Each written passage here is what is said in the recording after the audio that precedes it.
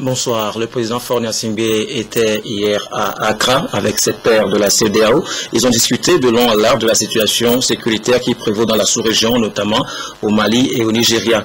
Les chefs d'État et de gouvernement, unanimement, ont pris des résolutions qui expriment leur position commune, le rejet absolu du terrorisme sous toutes ses formes dans l'espace communautaire. Arnold Kiliou. Le regain de violence dans la région de Kidal au nord Mali, ainsi que les attaques sanglantes et récurrentes perpétrées par la secte Boko Haram au nord du Nigeria, étaient les principaux sujets abordés par les chefs d'État et de gouvernement au sommet extraordinaire de la CEDEAO à Accra. Plusieurs chefs d'État, dont Faure Gnassingbé, ont pris part aux travaux de cette session extraordinaire. Après plusieurs heures de travaux sous l'égide du chef de l'État ghanéen, John Dramani Mahama, président en exercice de la CEDEAO, les dirigeants ouest-africains ont pris d'importantes décisions pour amener la paix et la stabilité dans les pays en crise. La session a par la même occasion félicité l'évolution de la situation politique en Guinée-Bissau avec les élections réussies. La conférence des chefs d'État et de gouvernement de la CEDEAO condamne avec la plus grande fermeté les actes terroristes ainsi que les actes d'enlèvement et de prise d'otages qui pèsent sur la sécurité régionale et internationale. La conférence a également exprimé sa solidarité au Mali et au Nigeria et a réaffirmé sa ferme détermination à combattre le terrorisme.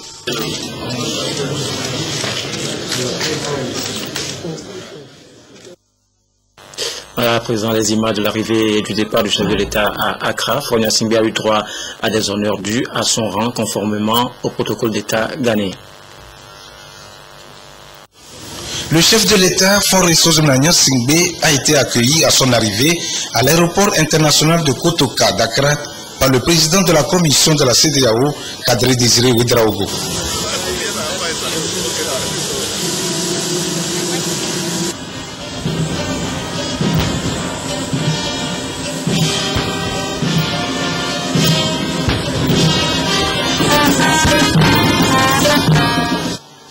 Le président Faure Gnassingbé est ensuite ovationné par une forte délégation de la communauté togolaise à Accra.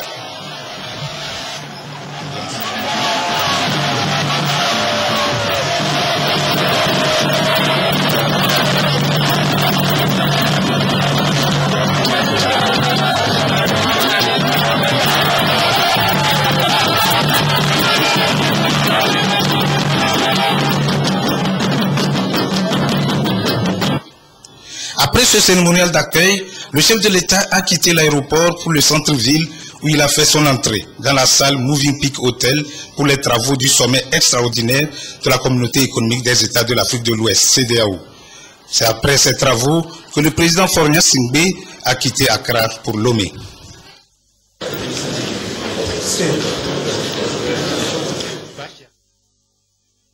Et de retour à Lomé, le chef de l'État a conféré ce samedi avec Kerala Zanana Adusmayo, Premier ministre du Timor oriental. Ce dernier vient de participer au sommet du G7+, à Lomé. Ses propos sont recueillis par Prudence Zissou.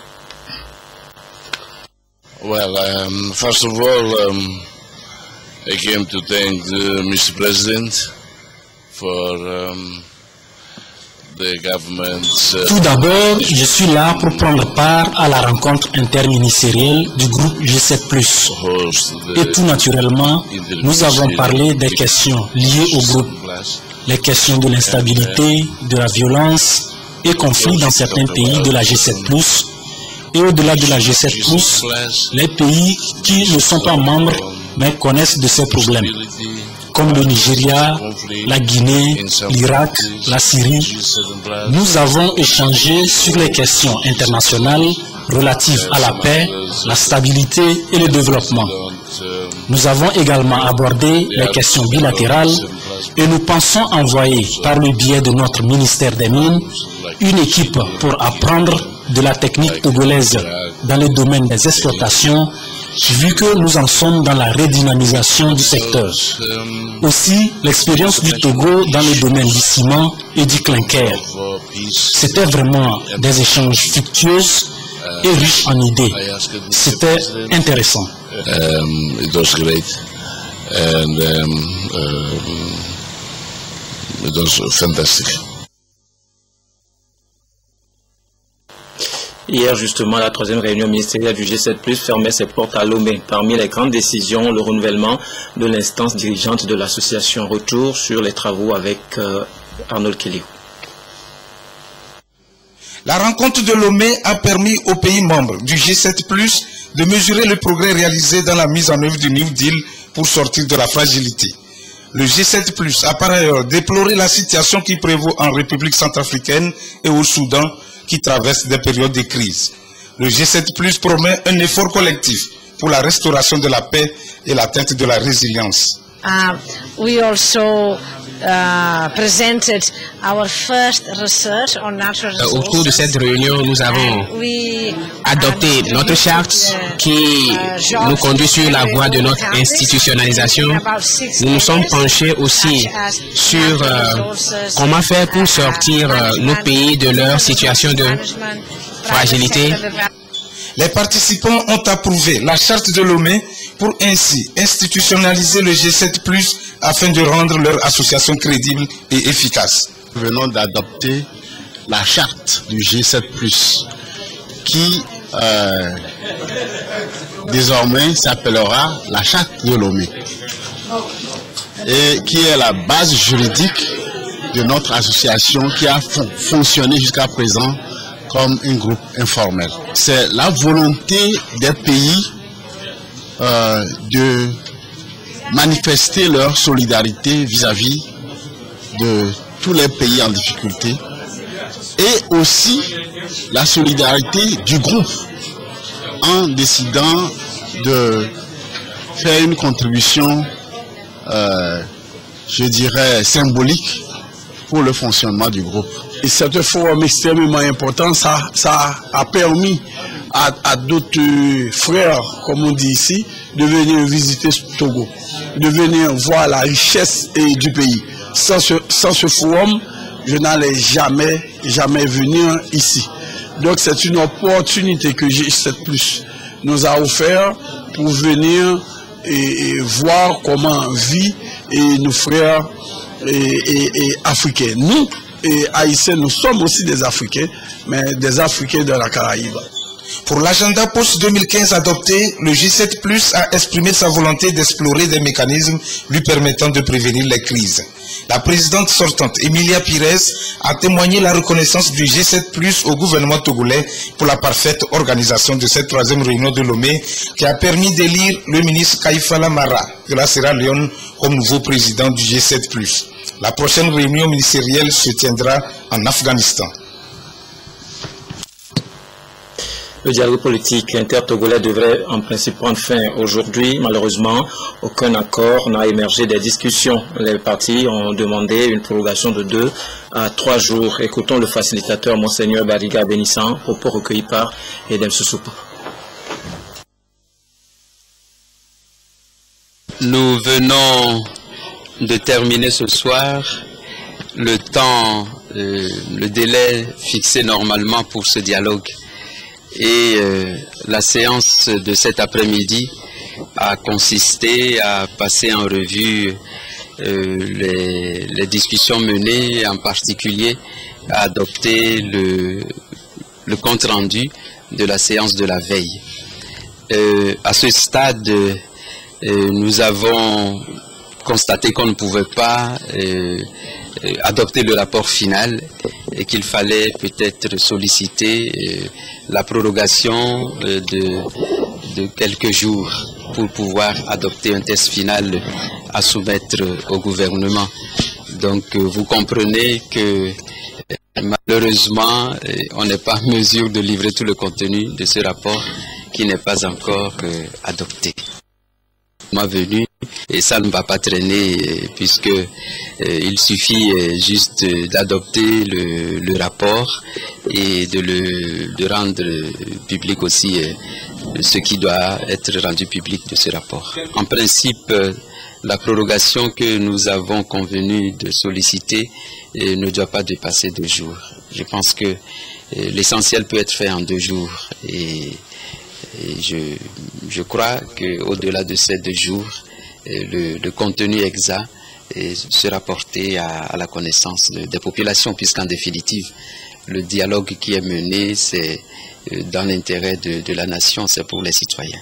Et je pense que le mardi ou le mercredi, déjà, on pourra se retrouver pour la conclusion des travaux. Demain, 1er juin, c'est la journée de l'arbre au Togo. Le rituel est perpétué chaque année pour impliquer toutes les couches de la population à la lutte pour la préservation de l'environnement. Je vous invite à écouter le ministre André Johnson.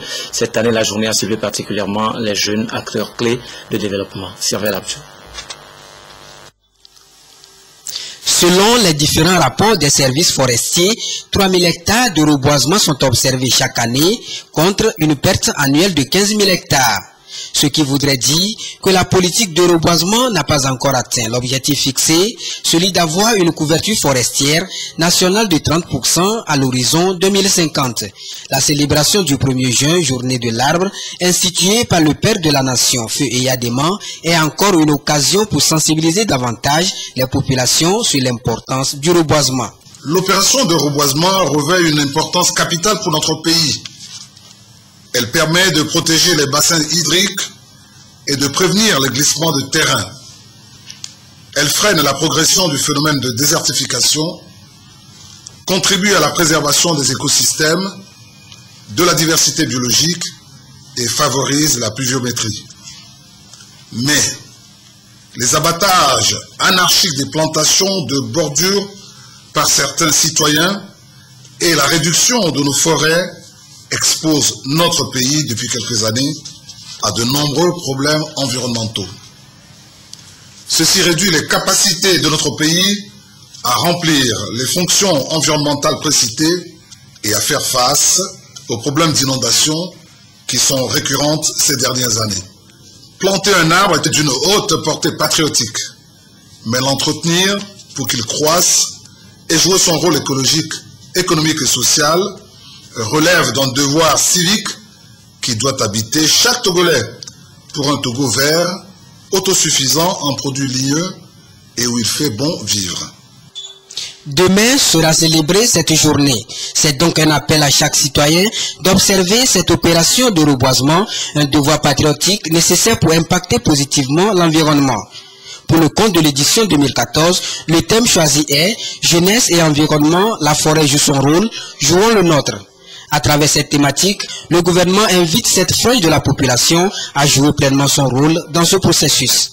Au regard de ce thème, je lance un appel à l'endroit de la jeunesse, qui constitue la frange la plus importante de la population et qui reste la cheville ouvrière pour la gestion des questions liées à la protection de l'environnement. En effet, il s'agit pour la jeunesse de prendre conscience des biens et services générés par la forêt, de son devoir de la respecter et de forger un engagement éco-citoyen pour la préservation des ressources forestières.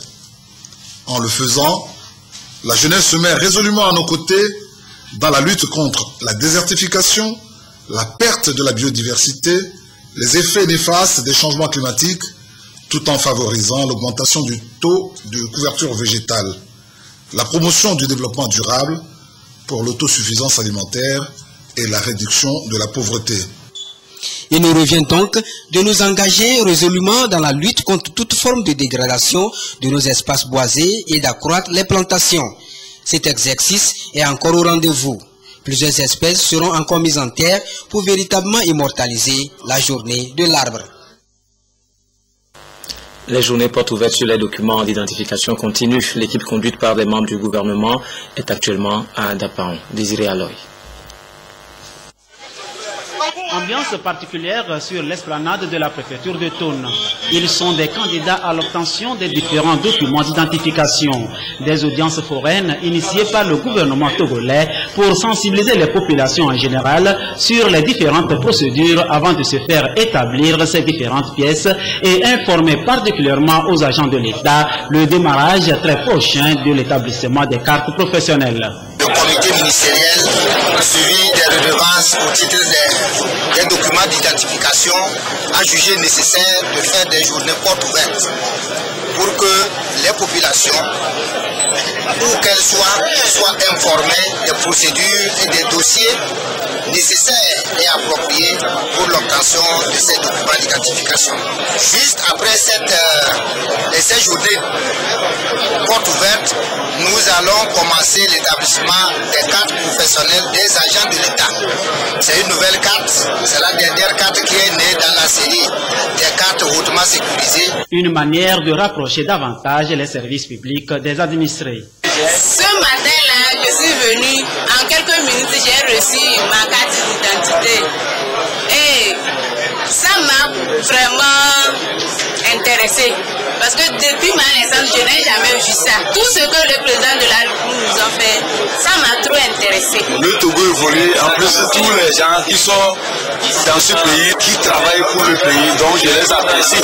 Tous les postulants ont donc 2 jours pour se frotter avec les agents d'information ou de délivrance de cartes d'identité nationale, de nationalité, du permis de conduire, du titre foncier, de l'immatriculation et autres. Le ministre Yark Damhan a saisi l'occasion pour convier les populations au respect de la chose publique. Nous avons connu des mouvements douloureux qui ont entraîné les casses au niveau du commissariat et depuis, le préfet l'a dit, les gens, les jeunes, ceux qui ont besoin des cartes nationales d'identité vont jusqu'à Mango depuis un certain moment jusqu'à Tandouari. Le chef de l'État nous a instruit.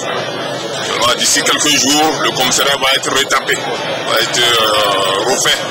Et dans la foulée, nous allons réinstaller les machines pour établir les cartes nationales d'identité à partir du Japon. Et une fois encore, je demande à nos populations, les biens publics sont à préserver, quel que soit le motif de notre colère. C'est le bien à nous tous. L'étape de Dapan dans le compte de la région des Savanes marque la fin de ces audiences foraines démarrées depuis le 8 mai 2014. Quelques nouvelles brèves sur le continent africain. On se rend tout d'abord au Malawi où le candidat de l'opposition est déclaré vainqueur de la présidentielle. Au Malawi, après une semaine de crise politique, les résultats de l'élection présidentielle ont été annoncés vendredi, tard dans la nuit. Le camp de Peter Mutharika se réjouit. Le candidat de l'opposition a été déclaré vainqueur avec plus de 36% des voix. Il a été investi dès ce samedi. La défaite est cinglante pour la présidente sortante, Joyce Banda, arrivée 3e avec 20% des suffrages.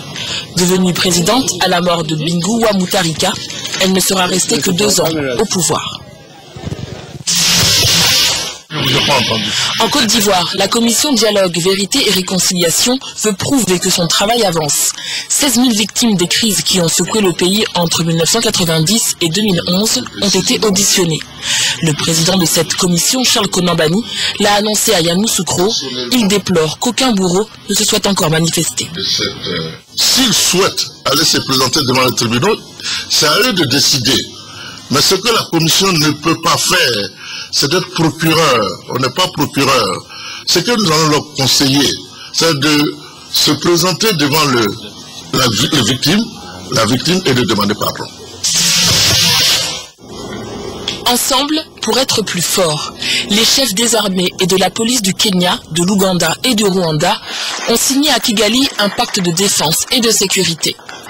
Pour faire face à la criminalité aux frontières et au terrorisme, ils s'engagent à mettre leurs moyens en commun.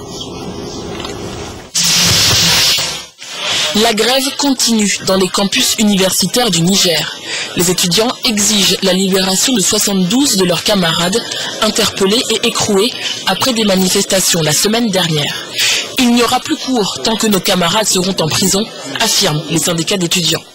Depuis quelques mois, les étudiants protestent régulièrement contre leurs mauvaises conditions d'études. Entre les responsables du parti Unir de Yotor et les sympathisants en jeu de cette journée de réflexion, célébrer la législative de juillet dernier et relancer les activités du parti dans la préfecture pour faire face aux prochaines échéances électorales. Le parti Union pour la République UNIR dans la dynamique de la relance de ses activités dans la préfecture de Yoto. Militants, sympathisants et cadres du parti se retrouvent pour la première fois en une journée de réflexion après les législatives de 2013 pour définir de nouvelles stratégies à adopter dans la localité. La victoire du parti à l'élection présidentielle de 2015 constitue le défi majeur à relever. Notre idée, c'est de remobiliser nos troupes. C'est de le mettre en état d'alerte pour que nous puissions nous réorganiser ensemble pour faire face avec efficacité aux prochains défis électoraux, que sont les élections présidentielles et les élections législatives. Nous avons compris qu'il y a eu beaucoup de choses qui n'ont pas marché au cours des dernières élections. Et nous avons pensé qu'il était important de prendre la marche à temps, afin que chacun puisse comprendre et que nous puissions nous mettre ensemble de façon plus unie pour affronter les défis futurs avec plus d'efficacité. Cette journée de réflexion marque le début d'une campagne de remobilisation des différentes bases du parti. Une sensibilisation itinérante qui va conduire les premiers responsables dans les 12 cantons de la préfecture de Yoto. Nous allons aller au niveau de tous les cantons, de tous les villages, de toutes les familles, de toutes les communautés, partager avec eux les actions du président Faure, pour partager avec eux la vision du président Faure, pour le faire vivre cette vision-là. Je pense que ce ne sera plus seulement de beaux discours, mais ce sera à travers des actions concrètes. Et je pense que nous allons changer de stratégie, afin que les gens s'approprient le parti, afin que les gens s'approprient le développement. Qu'on sache que le développement, ce n'est pas uniquement l'affaire du président, ce n'est pas uniquement l'affaire des ministres, mais c'est l'affaire de chaque individu, c'est l'affaire de chaque Togolais. La tournée sera précédée des séances de redynamisation des bureaux cantonaux et villageois du parti UNIR.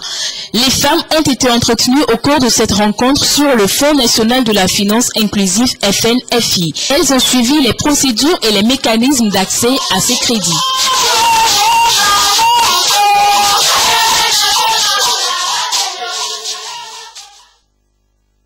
Des produits pharmaceutiques contrefaisants sur le marché préoccupe l'Organisation internationale de la police criminelle qui a lancé dans 10 pays de la sous-région une opération de saisie de ces produits douteux.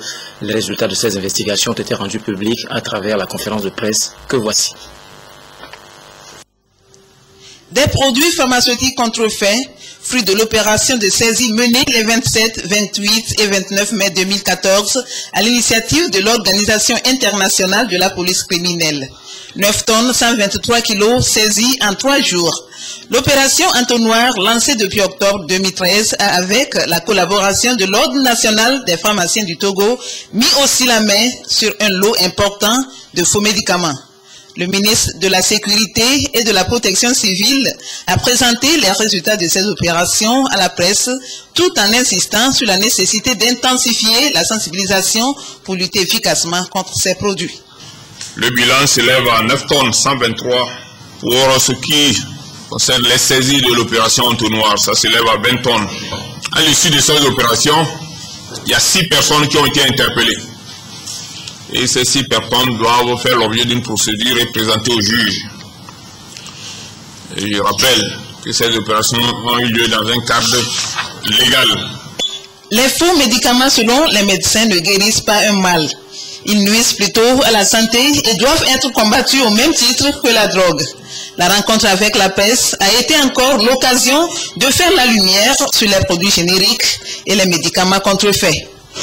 Le générique, je voudrais le préciser, c'est un médicament qui est défini dans le Code de la santé publique du Togo.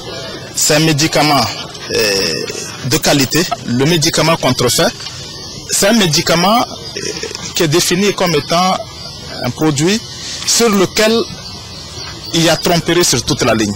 Quand on ne s'est pas assuré que tout ce qui est disponible sur nos marchés n'est pas de qualité, voici les dangers qu'encourent nos populations. C'est des dangers d'intoxication, c'est des dangers de pharmacorésistance. Cette opération de saisie a été lancée simultanément dans 10 pays de la sous-région ouest-africaine, dont le Togo. L'initiative vise à lutter contre la criminalité pharmaceutique. Les 7e journées de l'Ordre des pharmaciens du Togo ont démarré hier. L'occasion de passer en revue les maux qui minent la corporation et nous en profitons pour vous parler des dangers de l'automédication. Rachel Aoku. C'est une pratique très déconseillée.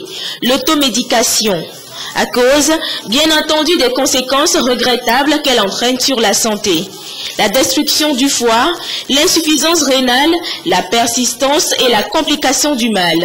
Beaucoup de personnes évoquent souvent le coût élevé des consultations et des produits pharmaceutiques. Le médicament, c'est une sommation d'une substance chimique qui doit avoir un effet thérapeutique. Donc une utilisation non contrôlée amène des conséquences extrêmement désastreuses au niveau de la population, de la personne qui utilise sans avis ou sans une connaissance profonde de la chose. Le pharmacien doit réglementer cette automédication. La pharmacie est avant tout une structure dont le premier rôle est de distribuer des médicaments et autres produits de santé répondant à des normes de qualité. Le pharmacien est le seul professionnel autorisé à traiter les ordonnances dont il a connaissance. Et au-delà, le pharmacien joue le rôle de substitut. Il a le droit de substitution, c'est-à-dire il peut reconseiller un autre médicament qui a la même spécialité, la même dénomination commune internationale, le même principe actif, au même dosage. Mais ce qui serait intéressant, c'est au moins qu'il prévienne ou bien qu'il travaille d'un commun accord avec le médecin ayant prescrit l'ordonnance. Dans certains cas, on croise aussi dans les pharmacies des infirmiers et des aides assistants qui conseillent ou servent des médicaments sans ordonnance. Ce sont là des cas non autorisés. L'adresse indiquée est celle du médecin. Une autre alternative venant du patient lui-même n'est pas toujours sûre ni appropriée et peut conduire à l'autodescription. Le canton de Couvé dans la préfecture de Yoto a désormais un nouveau chef traditionnel. Il s'appelle Togbi Messan Agouibo 5. Les images de la cérémonie officielle d'intronisation avec Patrice Goko.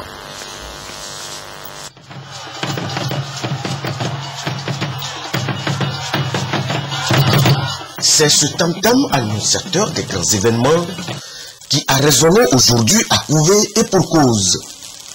Messan Agouibo, infirmier d'État en France, devient le nouveau chef canton de Couvé. Il s'appelle désormais Togbi Messan Agouibo 5. Après le cérémonial d'intronisation, le nouveau récipiendaire a reçu des mains du ministre de l'administration territoriale chargé des collectivités locales le décret présidentiel le confirmant dans sa fonction de garant des us et coutumes. C'est un sentiment d'immense joie, de satisfaction, d'autant plus que nous avions souhaité il y a déjà quelques années à récupérer, si le terme peut être permis, de récupérer le trône. Vous êtes au courant des vicissitudes qu'il y a eu dans la bataille pour cette récupération. Et donc de l'avoir retrouvé au bout de 95 ans, c'est une immense joie. La contribution des chefs traditionnels est à la fois symbolique, mais aussi parce que nous jouons sur deux terrains, le terrain moderne et le terrain traditionnel. Et moi, pour ma part, pour ce qui me concerne, quand on voit le nombre de besoins, le nombre de besoins à combler dans le village, les projets peuvent se compter dans tous les secteurs d'activité, à la fois sanitaire, alimentaire et économique. Ils étaient nombreux, proches parents, amis, population, autorités administratives, militaires et traditionnelles pour soutenir le nouveau chef canton. Tour à tour, des intervenants ont rappelé les qualités d'un chef canton qui doit être rassembleur et dévoué pour le développement de son milieu. Et à la population, son rôle, celui d'aider le chef dans sa lourde mission. Pour le ministre Gilbert Barra, cet événement est une occasion pour les fils et filles de Couvé de s'unir pour le développement de leur milieu. Je voudrais profiter pour dire à sa suite que aucun des enfants de Couvé ne sera de trop pour préserver la cohésion et l'harmonie entre toutes les filles et tous les fils de ce milieu.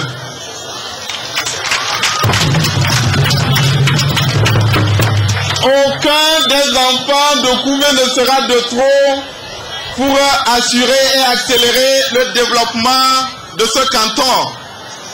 Et nous savons que les défis, les préoccupations des populations sont très nombreux. Et donc, j'en profite pour lancer un appel à tous d'oublier toutes les péripéties et toutes les difficultés qui ont pu émailler le processus conduisant à la cérémonie de ce jour. Et de se rassembler et de travailler ensemble afin que la cohésion, la paix sociale et le développement soient des biens que vous puissiez avoir en partage à couver entre toutes les filles et tous les fils de ce milieu. Togo Messan Abouibo 5 succède ainsi à Togo Nekou Soussou et Togo Ayassou après le règne de Abouibo Ier de Kouvé de 1985 à 1930. Et puis l'artiste de la chanson traditionnelle Finiki a été inhumé ce samedi en présence de ses confrères artistes, parents et fans. L'émotion était au rendez-vous. Tristesse, consternation et pleurs autour de la dépouille mortelle de Finiki, la diva de la musique togolaise. Elle a tiré sa révérence le 22 mai dernier suite à une pneumonie. Accompagnée de ses parents, amis et collègues artistes, Finiki a été conduite à sa dernière demeure.